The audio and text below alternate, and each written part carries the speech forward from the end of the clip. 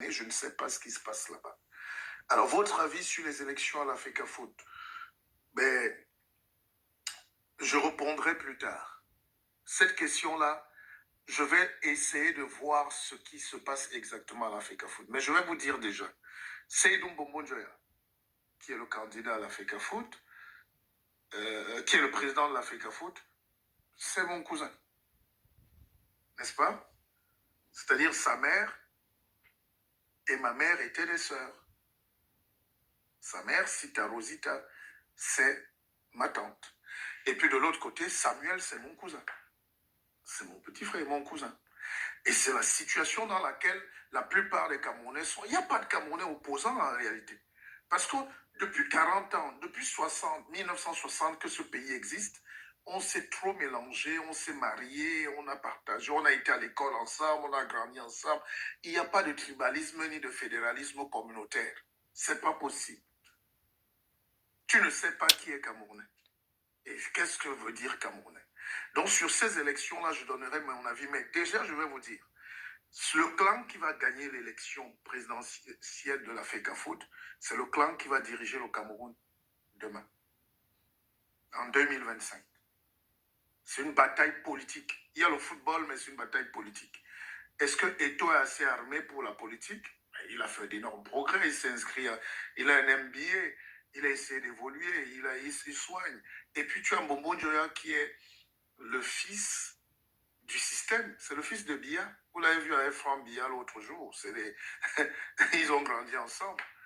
Et moi, j'ai grandi au lac avec Franck. Je pense qu'on avait le mur mitoyen quand son père était Premier ministre. Et donc, je les ai vus. Et puis, c'est deux Camerouns qui s'opposent. C'est ce que Pierre Bourdieu appelait l'habitus.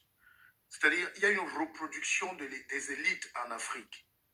Les colons sont partis, ils ont laissé les nègres sauvages qui étaient un peu civilisés. Donc, les nègres sauvages ont laissé leurs enfants et leurs enfants sont en train de laisser leurs enfants. C'est très dur la reproduction sociale au Cameroun. C'est pour ça qu'il faut saluer le parcours des gars comme Amogo Belinga, avec qui j'ai cheminé pendant longtemps, qui est mon ami et aujourd'hui qui est milliardaire. Voilà. Parce que lui, il faisait le pouce-pouce, il vient de nulle part. Mais c'est très dur dans nos pays en Afrique de voir des self-made men. Enfin, je ne sais pas comment ça, je ne m'intéresse pas à ces activités, mais je dis, pratiquement aujourd'hui, dans tous les pays d'Afrique, quand vous regardez, c'est les parents de tel qui ont mis tel, tel fils. Je connais des ministres au Cameroun qui sont là depuis 40 ans. Et leurs fils sont déjà préfets et gouverneurs même. Et d'autres seront ministres comme leur papa, ministre dans le même gouvernement. Bon, c'est comme ça. Donc, Mbombo Njoya est le représentant de ce Cameroun qui ne bouge pas, de ce Cameroun des biberons là, bien gâté. Et puis, voilà. Et puis, Eto'o, à un moment, a cru qu'il fait partie du système, mais lui part de la base. Il est né en Vogada, le talent, il a brillé dans le monde. Il a été reçu, Biya l'embrasse, il a soutenu le président, mais il ne fait pas partie de l'establishment. Quand les gars de Bastos, quand les petits gars qui fument la chicha là, hein, à 50 ans, et qui mettent les jeans là parce que papa a déjà construit la maison à Bastos, les villas et tout partout, ils n'ont pas le même destin qu'Eto'o qui doit transpirer. Ils n'ont pas le même destin que vous. C'est ces batailles-là. Moi, je regarde la fête sur le plan stratégico-politique. On laisse même le football. Donc, Eto'o se retrouve aujourd'hui comme le vrai Camerounais, celui qui part de rien. Mais est-ce que le vrai Camerounais qui part de rien a une place dans cette société aujourd'hui? Enfin, je pose ça à tous les pays d'Afrique. Est-ce que l'Africain qui vit à Dakar, qui vit à Abidjan, qui vit au Congo, qui vit... Est-ce que quand tu sors du village ou du quartier ou de ceci, tu as la chance d'exister? Moi, je ne peux pas me plaindre. Je suis issu d'une société, on va dire, moyenne.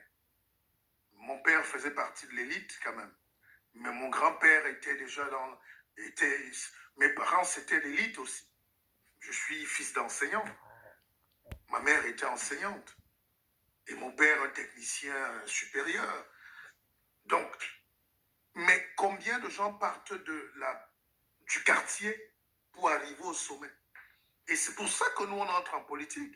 Parce que même en France, la Révolution française, ce n'est pas les pauvres qui en étaient conscients. Ils souffraient, ils manquaient les patates et tout, mais c'est les Danton, les Robespierre, c'est les élites, les Montesquieu, c'est les savants qui ont commencé à dire non, on ne peut pas laisser le peuple souffrir. C'est pour ça que nous, on peut faire des engagements. On n'a pas faim. On n'a pas faim.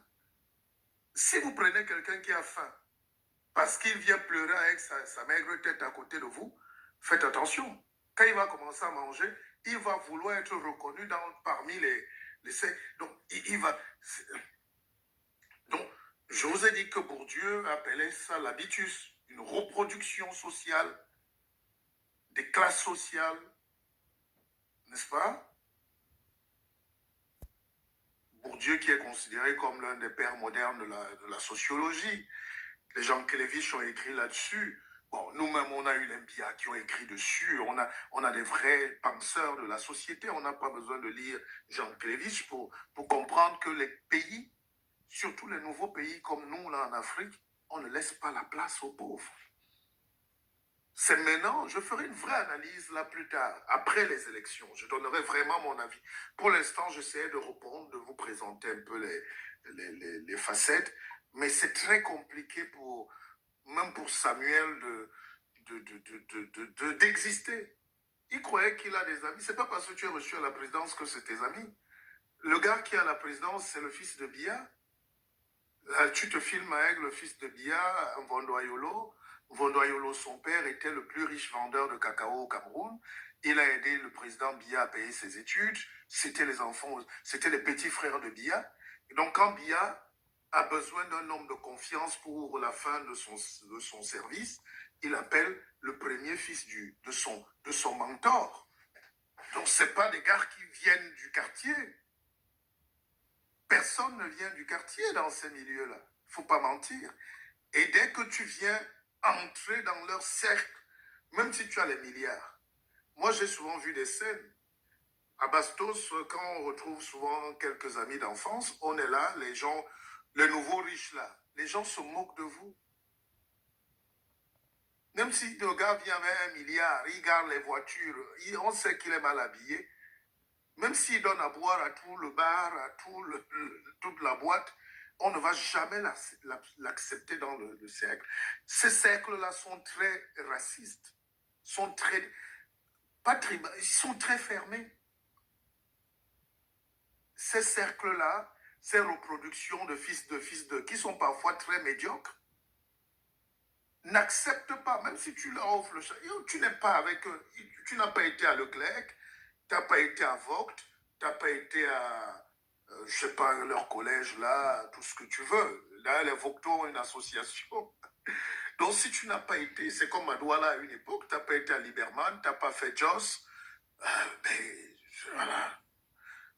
Tu n'as pas fait Saker, voilà, on ne peut pas te reconnaître. Donc, nous, on connaît un peu, à peu près, on se connaissait un peu. Tous les gars du lycée Joss, du lycée de Liberman, il y a une petite élite qui est plus raciste. C'est comme les enfants qui font les écoles françaises au Cameroun ou en Afrique. Quand vous êtes à Douala, à Dominique Savio, les Noirs là sont plus racistes que Marine Le Pen ici.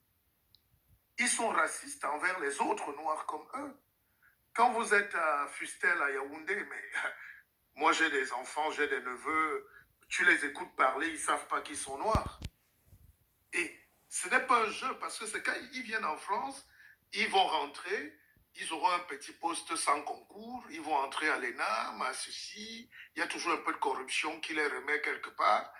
On les case toujours dans un bureau quelque part, et ils commencent à reproduire les mêmes habitudes, peut-être même avec moins de talent que leurs parents.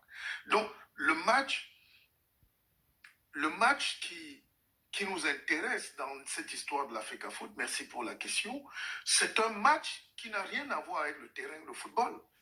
C'est un match politique. C'est un match extrêmement virulent. Et maintenant, tu vas encore ajouter maintenant la métastase au football. Tu vas ajouter la FIFA au-dessus. Bon, là, je ne m'exprimerai pas sur la FIFA. Alors, donc, je prends toutes les questions. C'est intéressant ou pas? Vous savez, le soir, comme ça, au lieu de perdre le